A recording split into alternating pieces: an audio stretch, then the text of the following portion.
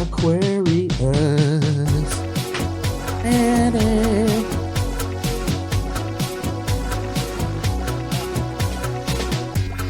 Welcome, ladies and gentlemen, to Doomcast. My name is Charlie McGrath. I'm the founder of WideAwakeNews.com, joined by my friend and co-founder of Doomcast, Doug Owen. His primary function in life happens over at BlacklistedNews.com. And while it's fresh on our mind, this is Doomcast 77, being recorded on this 8th day of February 2015, Sunday. But I'm going to say happy birthday to Craig, because his birthday was the 3rd. What was the 3rd? Tuesday. Yeah, happy birthday, Craig. We've got a happy birthday jingle for him, I think. Let's see. Do we have something? You're alive, which is great. Happy to have you back, my friend. Oh, yeah, I got hospital stories. I was trying to keep you guys informed as things were happening. Yeah. Sending you pictures of needles going into me, and that was too much. Too much for you. Craig likes it. Craig, who is recently turned 45 years old on Tuesday, he likes the blood and guts. He likes the gore pictures. Happy birthday, Craig. 33. You don't look a day over 60, my friend. Wait. No, he don't. All right, we don't need the breakdown. Right. What was that fat beat you were rolling there? It's getting funky. It was funky. That was funky. Little funkadelicness. Yeah, I just saw that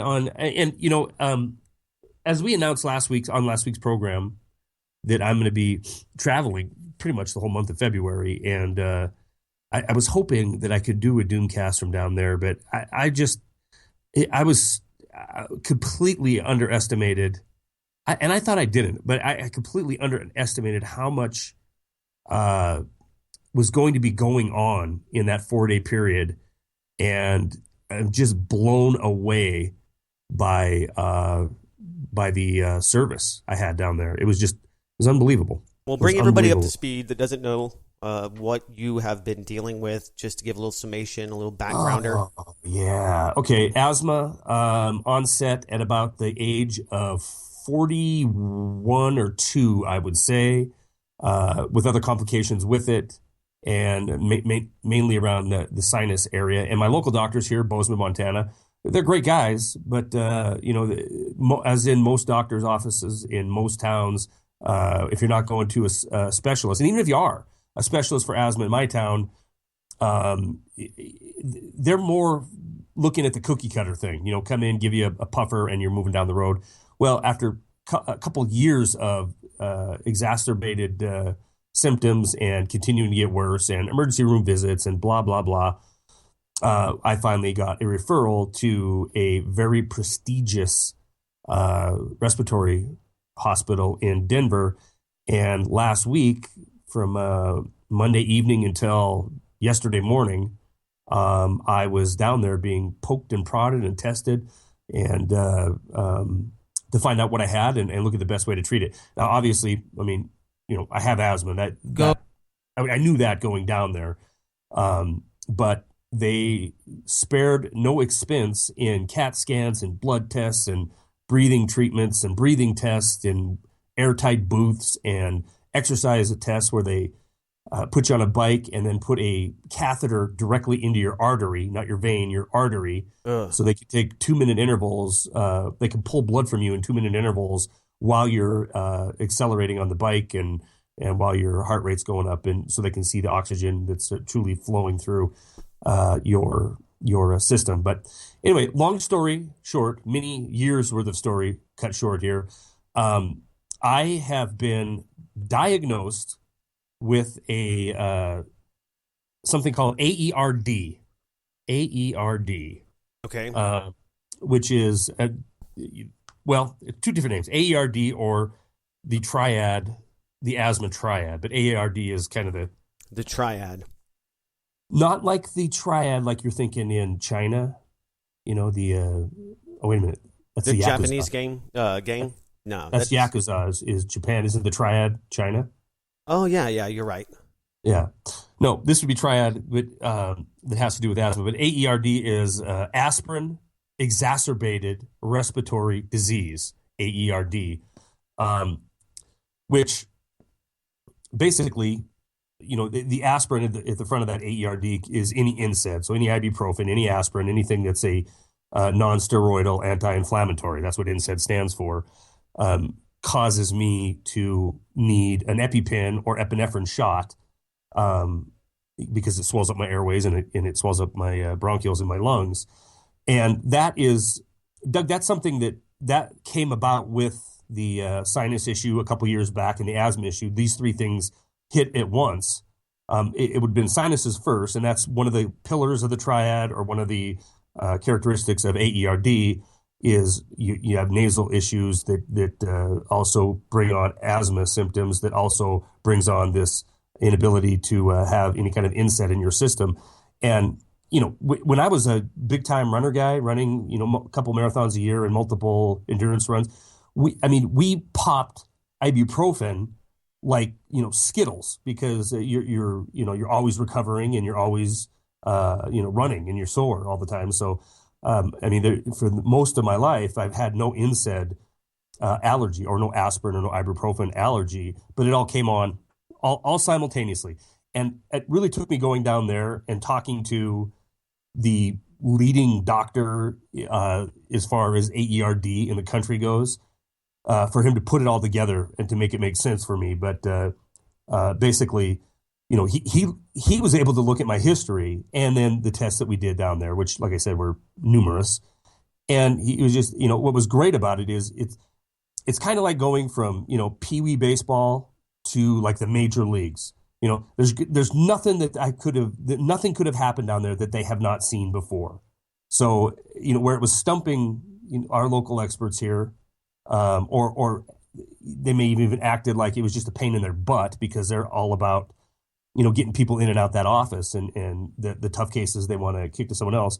That's kind of what I felt like up here. But down there, it was just, another case of AERD. And this is what you got. This is how we proved it. And here's what we're going to do to treat it. And so a new regimen. It was actually even less drugs that I have to take now than I put myself on a while back, which was just cutting down to the bare minimum. They took it down even a little bit less. And then in a few months' time, this is the scary part, Doug. The treatment, this might sound dumb, and I'm going to try to explain it the way it made sense to me. When I first heard about it, I heard about it before I went down to Denver, AERD, or this triad. And one of the things in it, or the symptoms, is your allergy to NSAIDs. But I didn't really care. I knew I had to what insects? NSAIDs. NSAIDs. Okay. So aspirin or ibuprofen or any non-steroidal anti-inflammatory drug is NSAID. So I knew I had an allergy towards ibuprofen. Because even though I took it for years and years, once this asthma started to develop, I had taken ibuprofen once and landed, in that case, it was just the urgent care, but it was desperately needed urgent care because my throat was swelling up and I was going in anaphylaxis over it, and I had to have epinephrine put into me there. And so I thought, knowing that this is a condition of this triad of asthma or this AERD, I didn't really care, I guess is what so I can't take aspirin. Big deal. I'll take Tylenol. I'll take acetaminophen instead of Motrin, aspirin. Whatever, yeah. Yeah, so I never really focused on that aspect. I mean, of all the crap that was going on in my system, sinuses, asthma, and this allergy to aspirin, obviously the one I cared the least about was the aspirin. Who cares? I just, I can't take it, and I'll be fine if I don't. But what was explained to me down there by this really outstanding doctor is, and then showed to me through blood tests, is that when this AERD develops, or the triad of asthma develops, and it usually happens kind of exactly like it happened to me. Somebody that's in their, late 30s, early 40s, no history of asthma, no history of any kind of respiratory disease, and then something will go wrong in their system.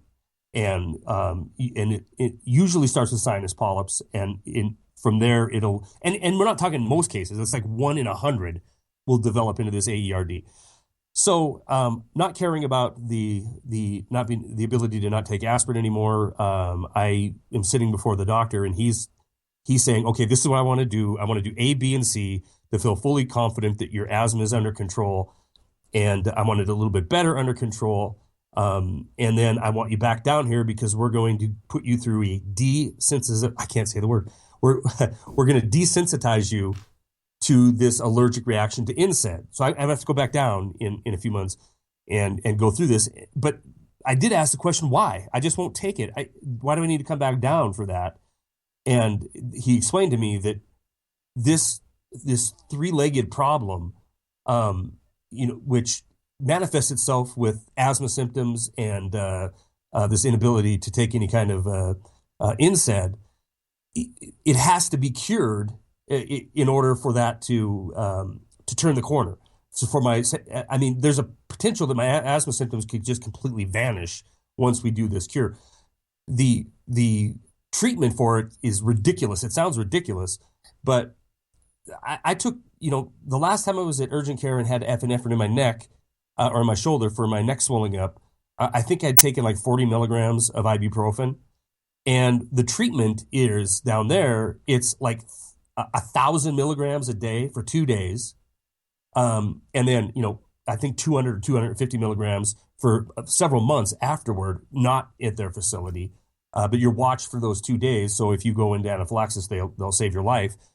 But that treatment regimen has to happen in order to clean up the blood cells. I guess I don't know how else to describe it.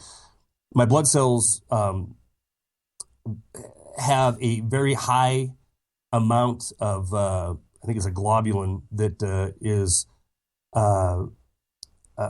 common with or being susceptible to allergy. So to be susceptible to cause an allergic reaction, I have this God, it's hard to explain this. I have too many of these cells that have this ability to be affected by an allergy. So that all came about when I went through, starting 3 or 4 years ago, the nasal surgery, and then that developed into asthma, and then that developed into the NSAID allergy. And that NSAID allergy has to be, when they fix that NSAID allergy, when I'm able to take NSAIDs again, it will be because my blood system has returned to normal. It won't have an overabundance of these blood cells that are prone to allergy. It'll be once they've desensitized. You're going to be cleansed. I'll be cleansed. I'll be healed from the inside out. Really? So, that's the plan.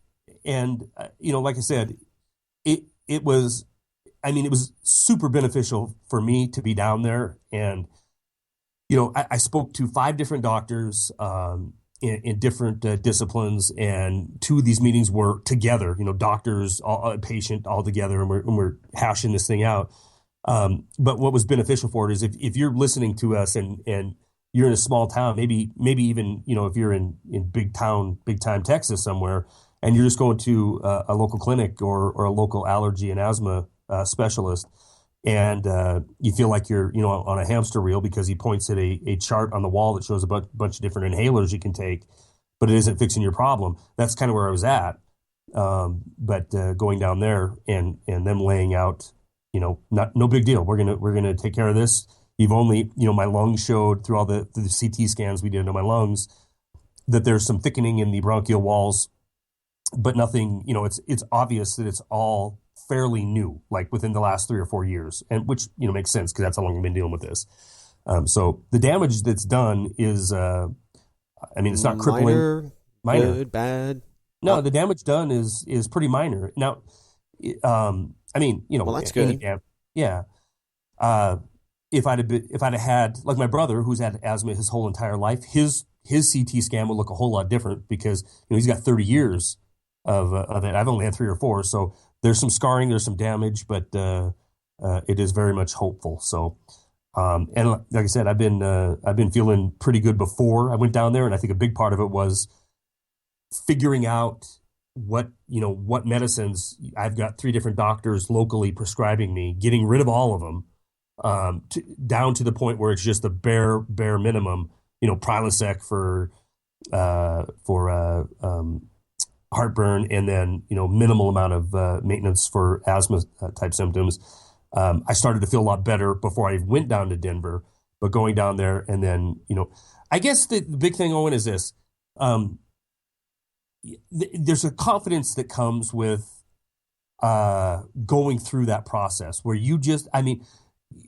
locally here, like I said, I would go from one office to another office to another office, three different doctors, three different offices. One was a ear, nose, throat guy, one was an asthma guy, and one was just the general family doctor.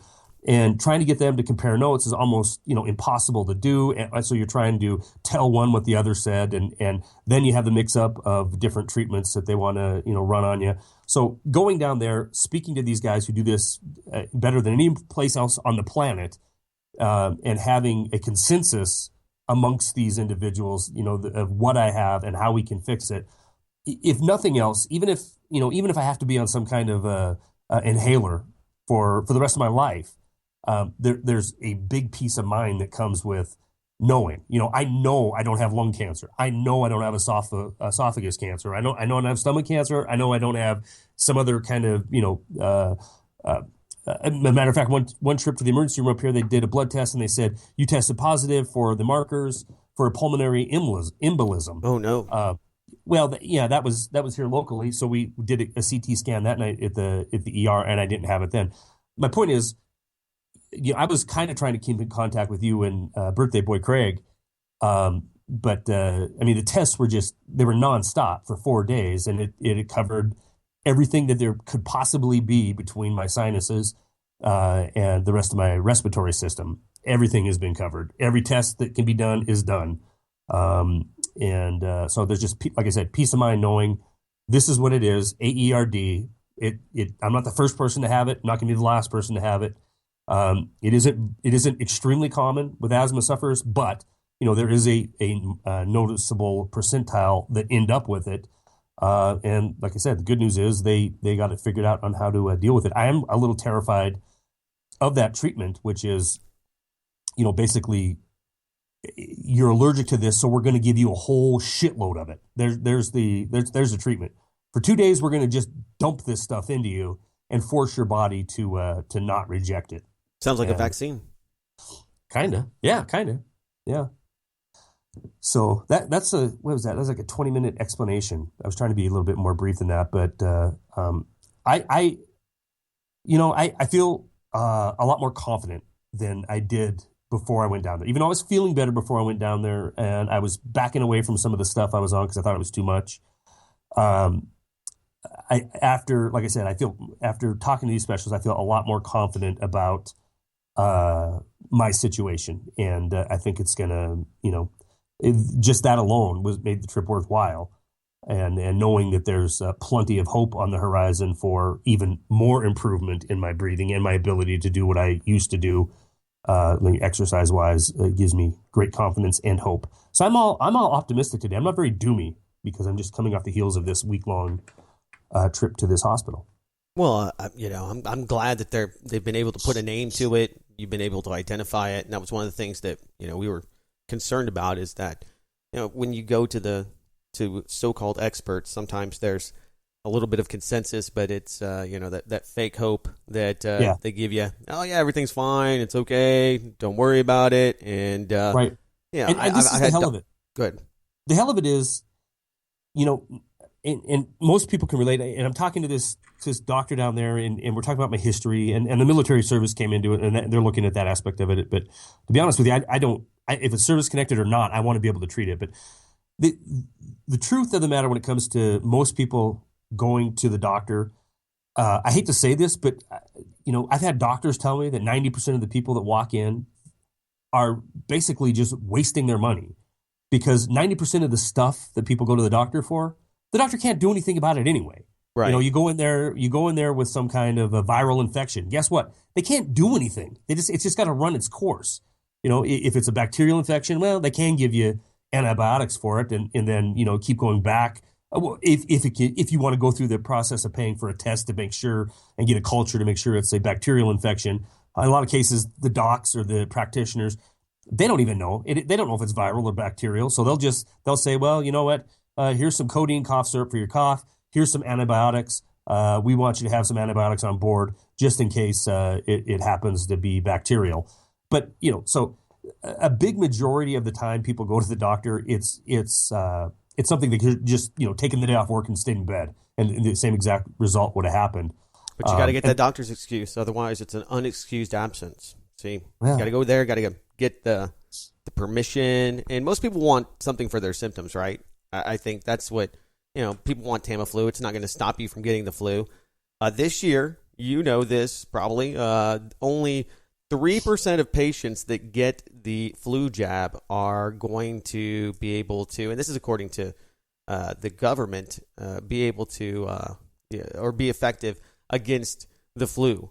So 97% of people that get the flu jab are just doing it because they want to spend some money. Their insurance company is already paying for it. It gives them, and they want to feel safe, protected. Sure, people. You've seen the propaganda this week, I'm sure, and probably got a lot of it about vaccines and the whole idea that if you don't take the vaccine or if you don't vaccinate your children, then you're a bad person. And Absolutely. There's a big billboard on I-35 that has a baby on it. It says, "Don't kiss me. I haven't been vaccinated." Yeah, I mean, so you have paid for PSAs all over the place, and of course. Quite a row with the measles outbreak in Disney. Right. Yeah. And in fact, I was watching going between meeting to meeting or test to test. I would watch inevitably on Fox News or CNN or one of them, but and a lot of it was just subtitled because I couldn't hear it. But yeah, it was all over all week long about measles, about Shepard Smith freaking out on air, basically calling people. Why not just call them terrorists? Yeah, basically terrorists for not getting their kids vaccinated. Yeah. GOP hero Ben Carson, remember him, the black guy? Yes. That dared question Obama. Right. He's all for mandatory vaccines. It's going to be, I think, a way to divide the Republicans this year or this coming election. Because you suppose? I suppose they'll have a wedge issue of vaccines, mandatory or not. Chris Christie, his comments basically saying that people have the right to make their own personal decisions. And I think it's interesting because this brings attention to the fact that you don't have to have a vaccine. I mean, I most was just people going to say that. Yeah, don't even know that. Yeah. Well, I was at my girlfriend's in Denver, as you know, and we were at a one of her sister's kid's birthday party on Saturday before my flight. Lucky you. And yeah, it was a good time. Nothing like a 2-year-old birthday party after a week of being in the hospital. Woo-woo. Fun stuff for sure. I'm sure. Yeah, it was great. But the conversation came up, and it was, I'm looking around the room, listening to these guys talk about it, and all they're doing is regurgitating, what was said on Fox or what was said on CNN or whatever. Right. And one of them, let's see, it'd be one of the other kids' mothers said something along the lines of, they can't go to school without it. And I'm like, yeah, they can. What are you talking about? There's no law that says you will not be able to attend public school if you're not vaccinated. That's complete and utter. That's propaganda. Right. And because you don't have to get your kid. You don't have to shove drugs into your kid in order to partake in something that you're paying for anyway. You would think. You would think that would make sense. I'm paying for this, and if your kids are vaccinated and the vaccines are effective. And you don't have to worry about it. Then you don't have to worry about it. They're saying, well, this is, they're not 100%. Now, they're supposed to be 95%. They're supposed to be 95% effective. That means 100 kids exposed to measles and only 5% contract it once vaccinated. That's the benchmark. And Merck's under fire right now because 2 of their own scientists are suing them because they said that they falsified the test results to say that the MMR vaccine was effective. What the hell, it man? So what's with this? It's been I saw that as well, and it just made me think of. I don't want to deviate off of vaccine, but these Merck scientists that are lying and cooking the books. I saw another story this morning where it was the global warming crowd. Scientists are cooking the books in order to facilitate the ease of installment of agenda for for more carbon tax, climate control stuff. It just seems we're at every turn. And you know what's amazing, Doug, is I maybe maybe all this stuff that I'm just thinking here. I'm being really esoteric right now. It's amazing to me because over the last several years with the scientists that I've spoken with, and it's all been a very selfish reason, myself, right? It's amazing to me how many of these people are they question the same things we do in the independent media. I'm not kidding. One spine guy I was seeing for a bulged disc from being too active when I was younger.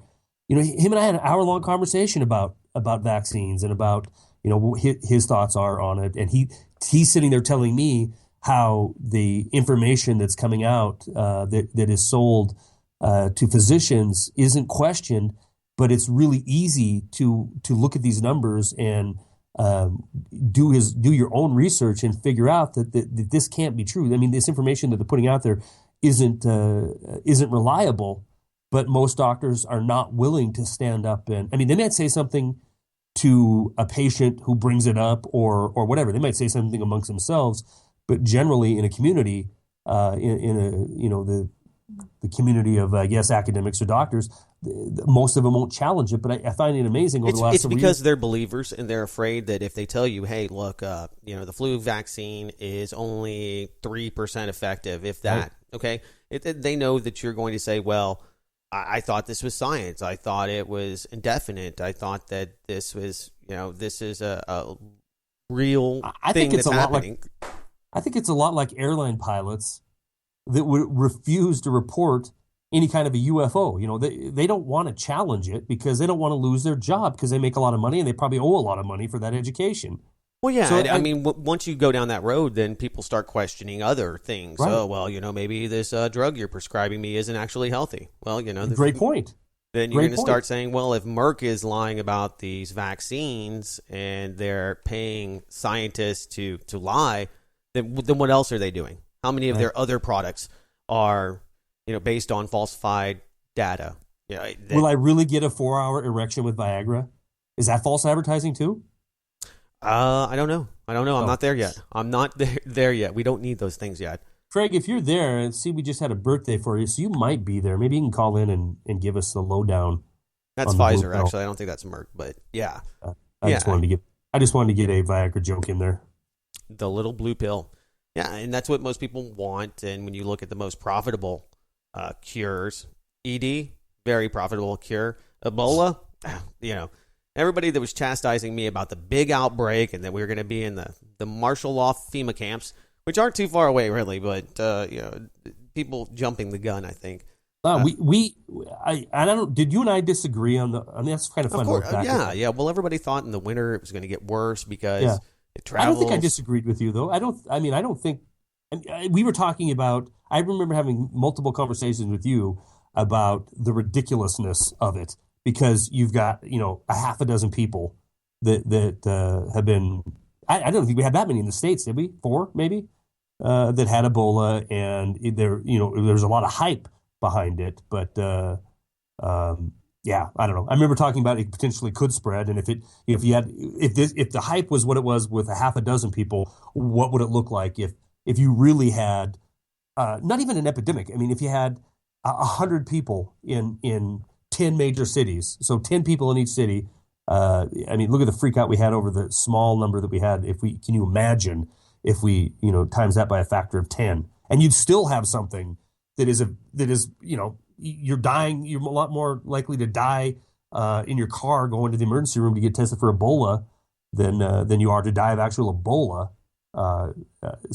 And carrying that even just a little bit further. But don't worry, the new MMR, they have a new MMR, and they're saying that they're going to it's going to be a quad shot and have the Ebola virus or a vaccine in there and all sorts of other goodies to get you interested in going back to Big Pharma and getting some money. How exciting is that? Well, or getting, we have the oil sector collapsing, so we have to pump up another. We need to kill them. We need to kill them. Oh wait, that's something else. We need to kill them. That's something else. Who is that? Keep that going. Oh, it's this lady that's on Fox. She's a judge. One of those judge ladies that gets a afternoon show. Might be Fox Business. Recognize her voice? I don't. At first I thought it was Hillary. We need to kill them. We need to kill them. Yeah. She was talking about the terrorists. That was a big story. The video kind of went viral when you were in the hospital. She was talking about the ISIS Muslim jihadists. We have to kill them. The jihadists. We have to go after them and kill them and kill them and kill them. So she was just going off on a tirade. Of course she was. Of course she was. At the same time that, American Sniper's #1 movie all time ever. Really?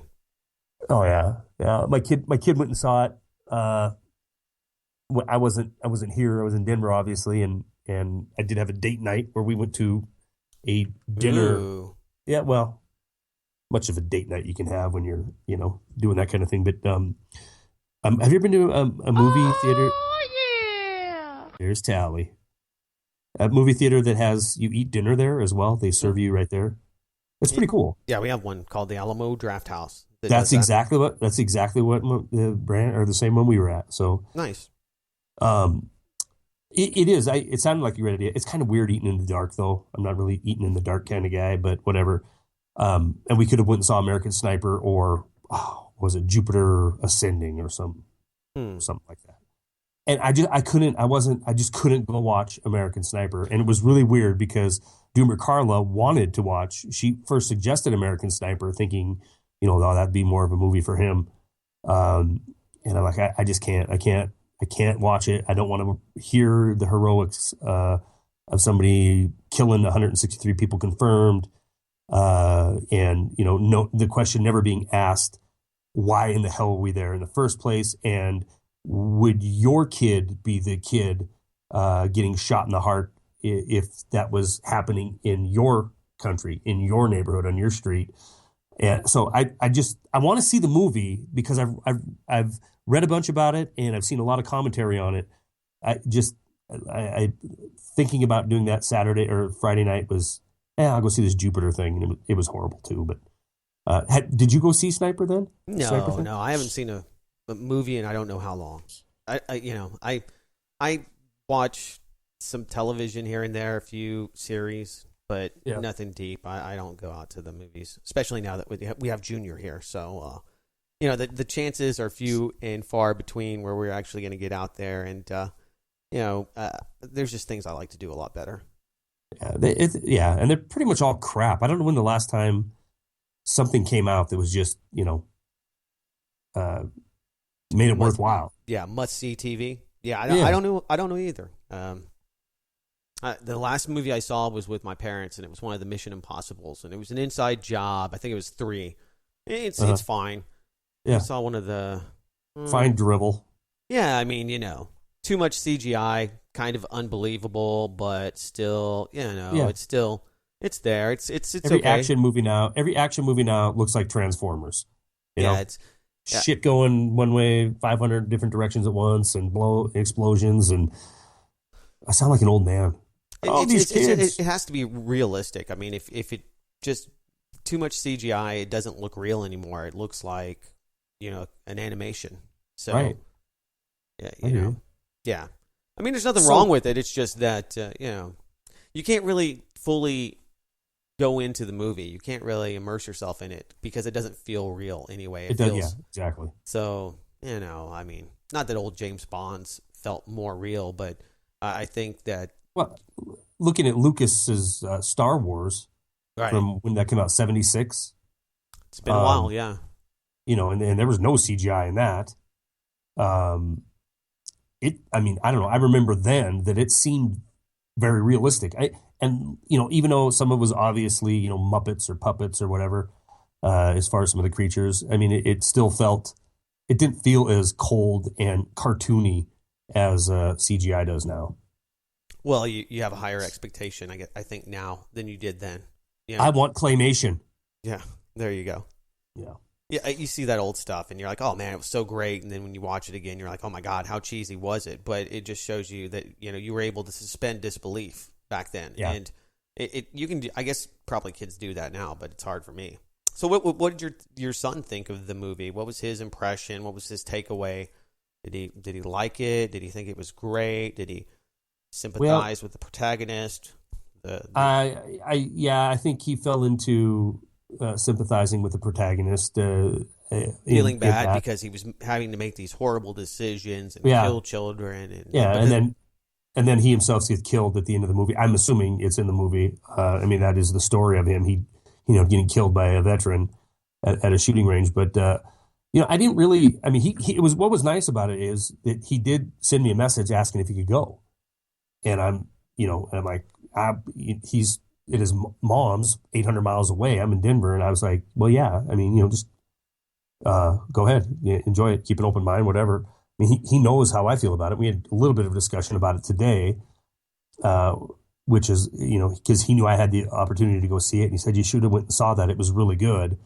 And I just, I said, well, what was good about it? And, naturally the patriotism, the camaraderie, the brotherhood, that kind of thing, that message is in that movie hardcore is what it sounds like. I mean, is that what he took away or is that what he thought was cool about it? He thought that was cool about it. Yeah. And his impression would have been that, lives were saved, and he was depressed because he could have saved more if he'd have killed more people. And, and so, I mean, he buys into all of that. He thinks that, he hears this thing whenever he sees that stuff. He's like, yeah. Well,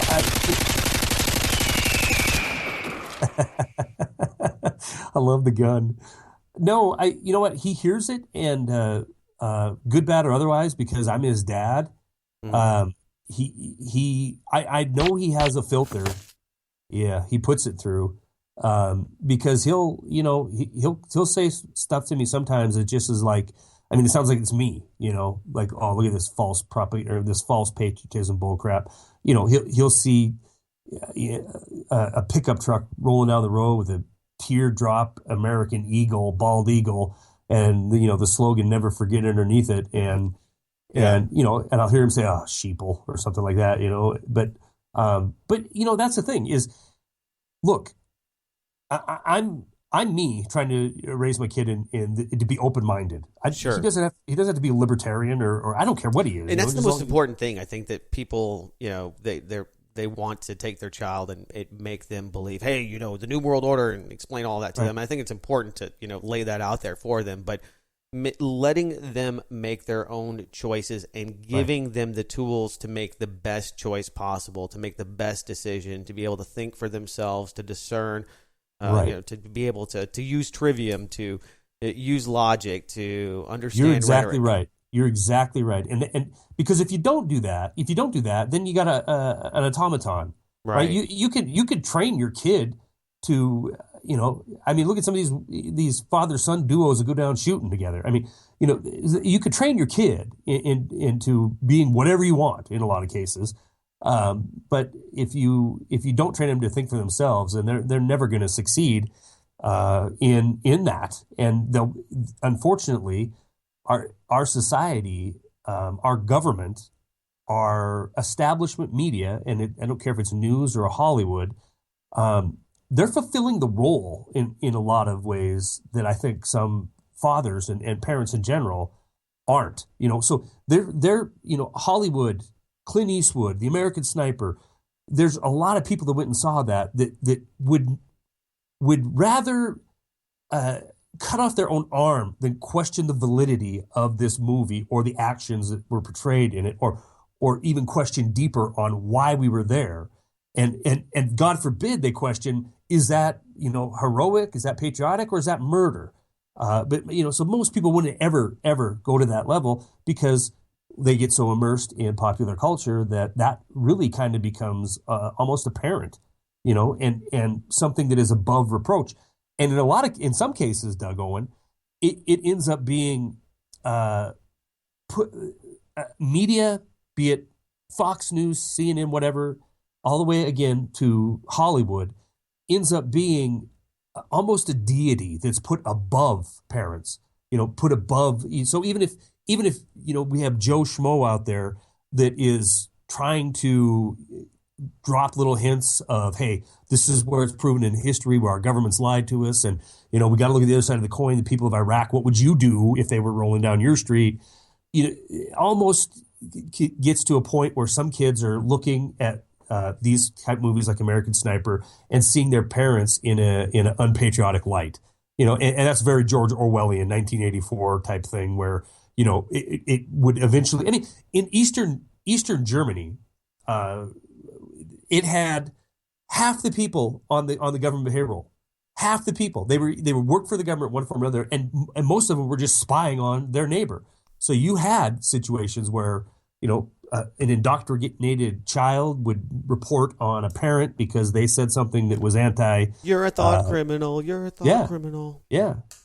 So anti GDR or anti Soviet, and boom, they're gone. They're black bag and they're in Siberia. In the gulag, son. The Gulag. Did you ever read that book, The Long Walk? No. I have not, but I'm familiar with it.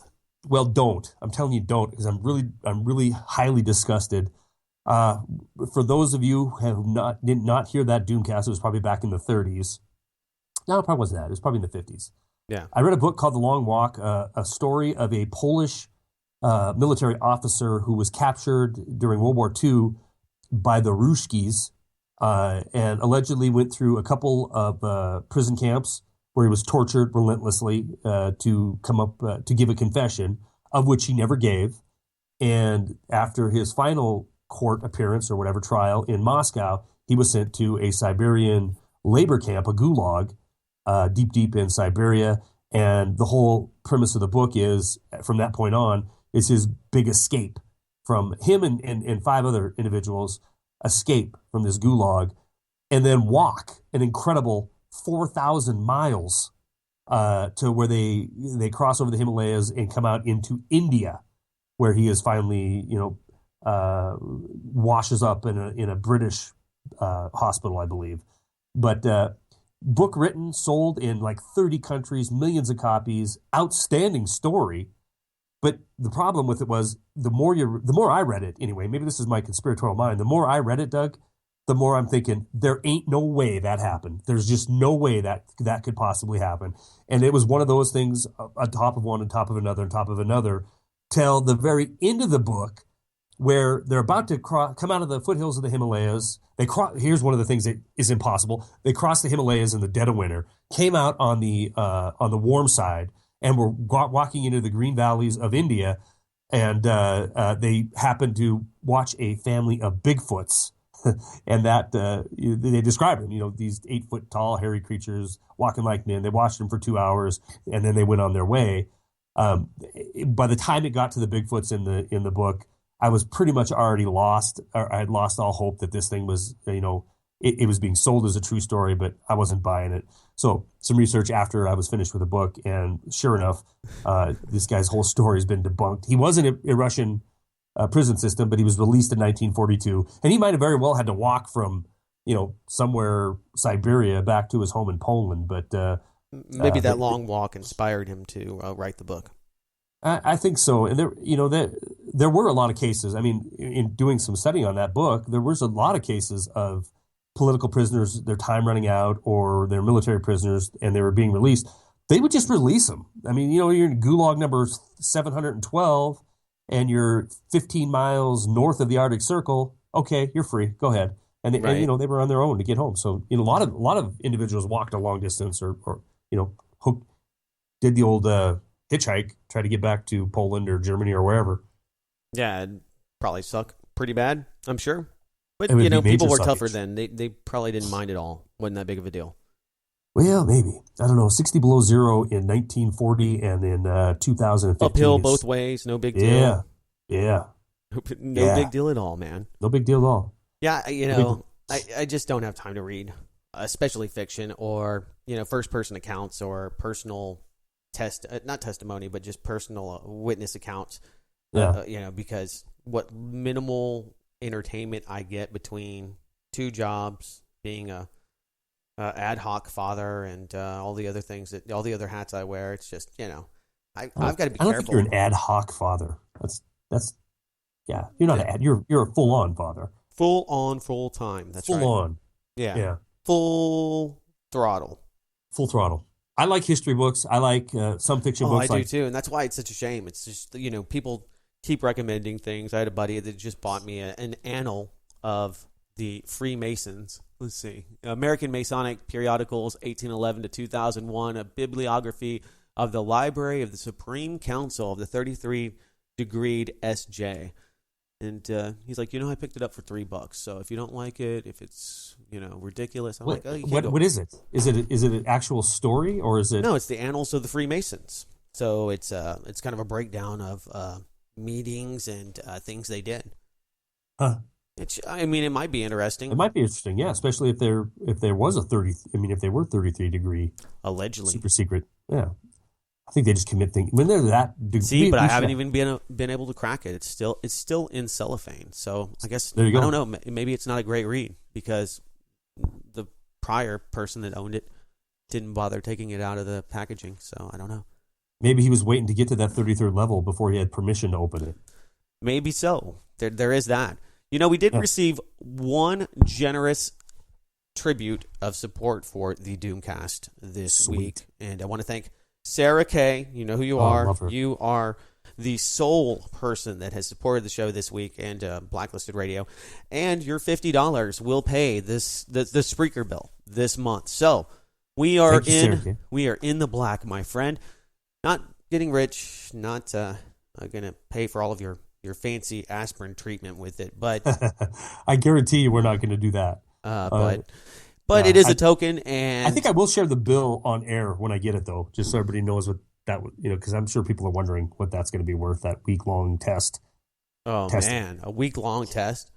Week-long testing. It's got to be probably, $100,000. Nah, it'll be. You don't think so? Nah, I mean, CAT scans are a couple grand each and blood tests. It'll be, I'm going to say 50, 30, 40? 50 or under. Wow. Probably more than 20, less than 50. Wow.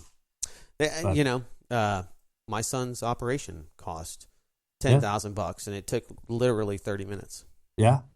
Yeah. It's insane. Mm-hmm. What it costs to have anything done. But what do you get to a point where your son had to have it. So who cares? If you're paying for it the rest of your life, who cares? Well, if I didn't have insurance, I could have put it on a payment plan and done better.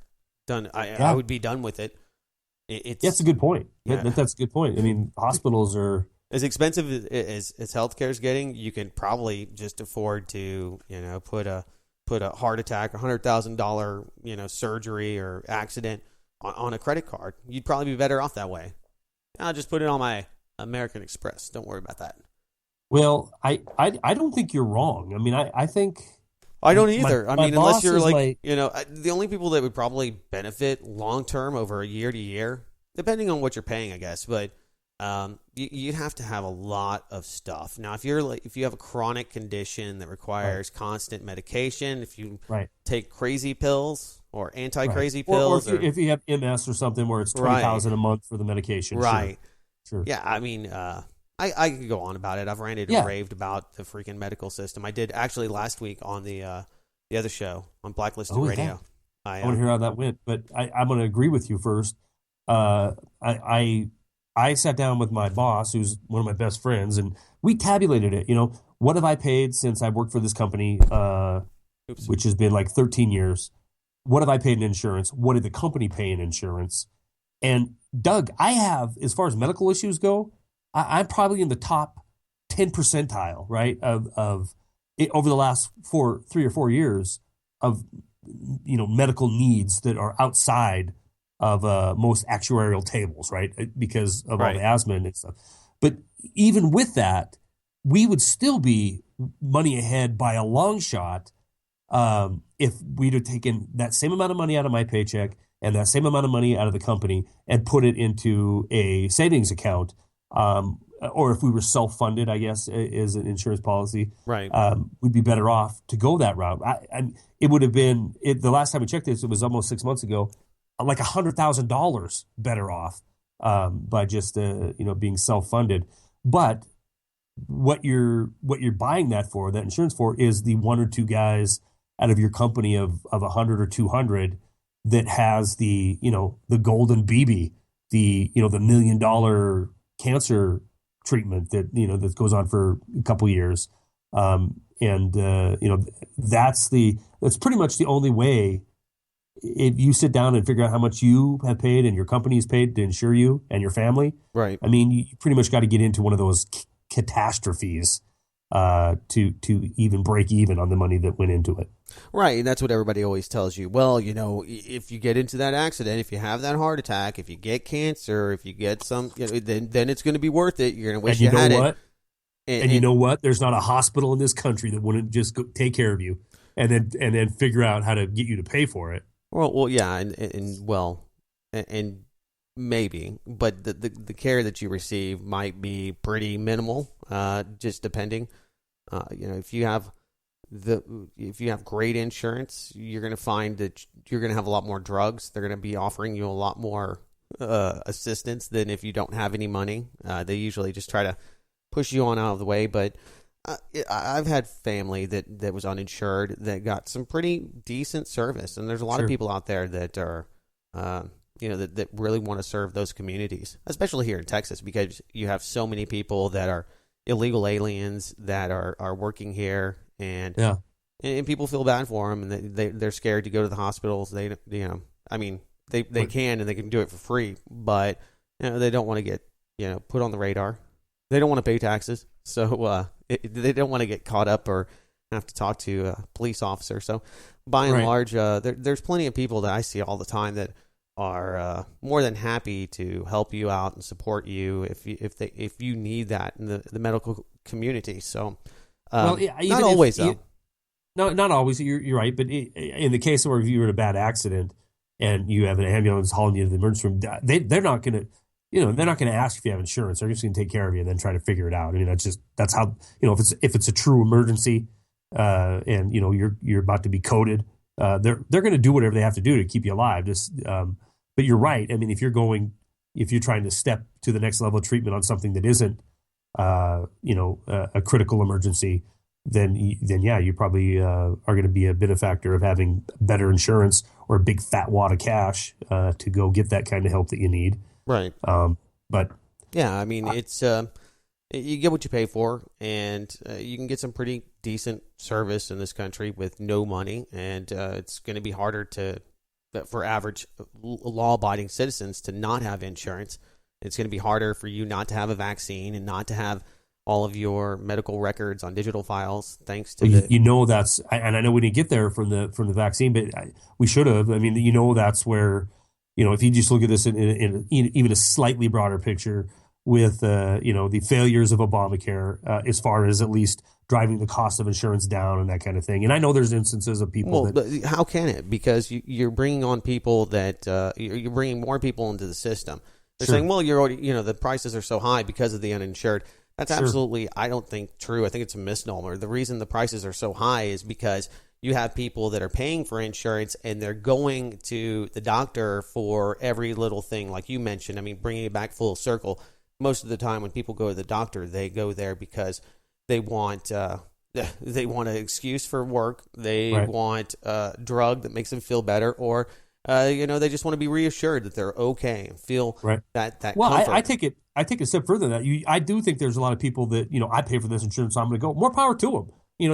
Go ahead, because you're still, your $120 urgent care visit that you're doing, even if you did it once a week, the amount of money your company's paying and you're paying into that insurance policy, you'd still be better off just to put that into a private savings account, and you're not going to get your money back out of it. But Doug, I think you're right on that. I think there's a lot of people that believe that, that your body can't do anything without having somebody with a bunch of initials after their name saying, I want you to do this. And well, you look at childcare. The first year of childcare with a physician is nothing more than vaccines and just basically weighing your kid, looking at him, saying, okay, he looks like he's responsive. He goes by, the metrics set forward. Okay, he's responding at 6 months. He's smiling. Blah blah blah. So most things that you can pretty much tell yourself, and you could just find that information. And you're going for a year for nothing. Exactly. But if but people all the time they're like, you haven't taken your child? Oh my God! What do you feel like he's okay? I'm like, well, look at him. Doesn't he look fine? I mean, Because that's what the doctor's going to do. doesn't have a temperature, and he's smiling, and Yeah. And you know, obviously these visits are for to catch something if it's it's a wellness check. It's a wellness check. Exactly, it's a wellness check. Yeah, and you know, it's a big moneymaker too, because think about it, Doug. The doctor's looking at the baby. Oh, look, he's pink, and in your case, pink. Yeah. What the heck you doing? What do you mean? Do you hear something? I got weird? music. I got the outro music rolling. It should be muted. Why is it not? Oh, you shouldn't hear it. Do you hear it? That's weird. Oh yeah, I can hear it. Really? I've got that on a post fade to you for some reason. Let's see. Out to PC. Like... Yeah, no, I was just playing the music because we got to go, man. We got to do this thing, my friend. I know. I thought. I mean, I'm looking at the clock. We're 58 minutes into it. I'm like, wow, he's not messing around tonight. I'm working with the hard clock on the other show. I got. What time you got to roll? Is that in 2 minutes? They do some top of the. My name's Charlie McGrath. My website's wideawakenews.com. My co-founder, friend, and you know, we didn't cover a lot of news tonight, but it was a good program, I believe. Doug Owen, blacklistednews.com. We'll see you next week. Number 78 coming up next week. Thanks for everybody's support. Right on. Peace out. Happy birthday, Craig.